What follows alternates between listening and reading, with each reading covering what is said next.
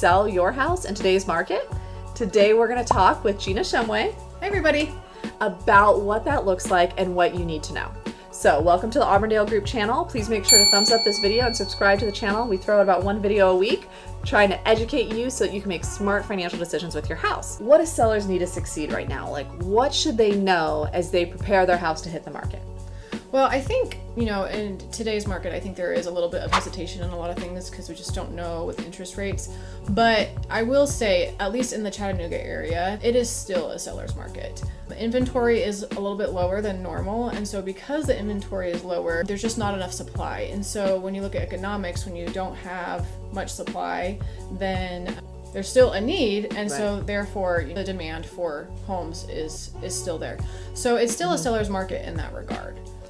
Awesome, great. And so it's a seller's market. People should list their house. Is there anything that they should keep in mind as they get that house ready? Are there anything that buyers are looking for, or what is the buyer vibe right now, I guess? Well, with interest rates being higher than they were before, comparatively, buyers tend to be a little fickle and a little bit picky because of that interest rate. So they really need to absolutely love your house and, have that strong desire. So I would say you want to make sure that your house is spot on with, the way that it looks, that you have it listed at the right price point, that you have all of those repairs and things done. What about like staging? I think staging sells homes, especially if you have a medium or a little bit higher price point. Right. Staging is something that can really help your client see themselves in your home. It's a great way for them to be able to kind of figure out spatially where things would be and to really make them feel at ease when they come into your house. So staging is something I would definitely look into.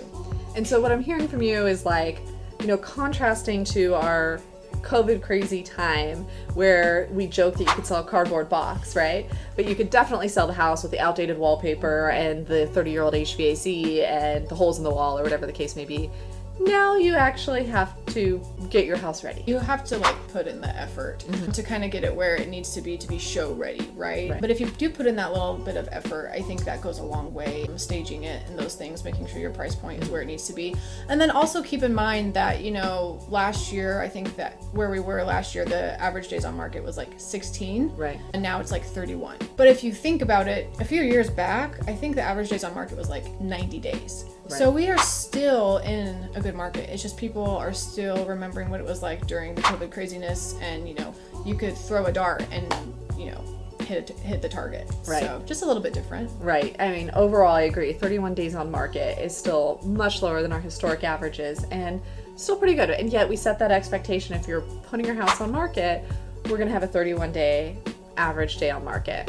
And you made a really good point too about the different price points, right? Demand is higher at the lower price points, right? Yes.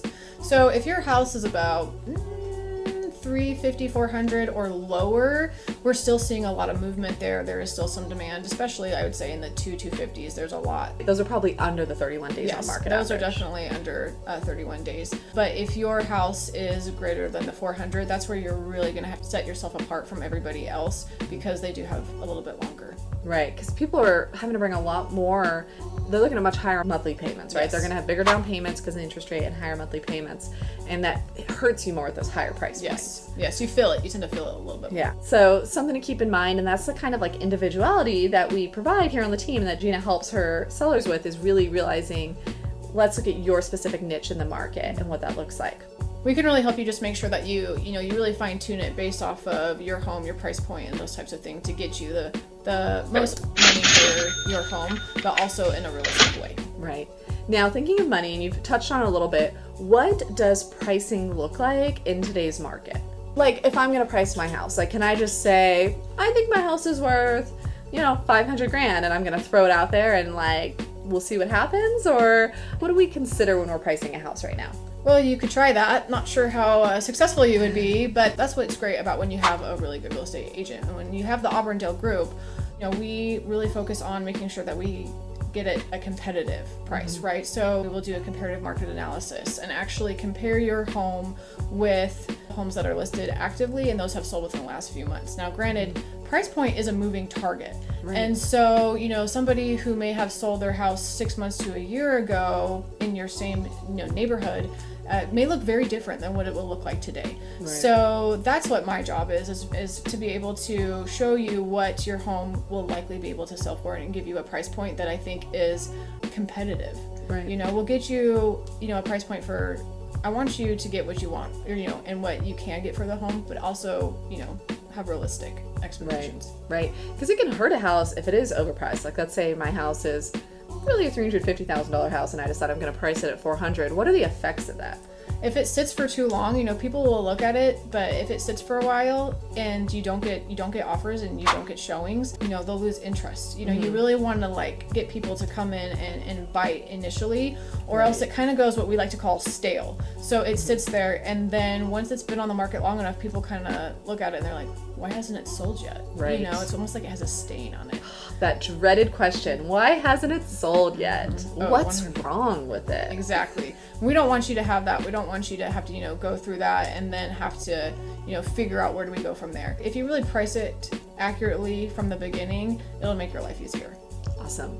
Well, thank you so much, Gina. I appreciate all your insights on listing houses. Yeah, it was great. Thank you for having me. So again, guys, make sure to thumbs up the video and subscribe to the channel. We throw out about a video a week, helping you be a great buyer, seller, investor in real estate. All of the team's contact information is below. Reach out and we can connect you with Gina to sell your house. Awesome.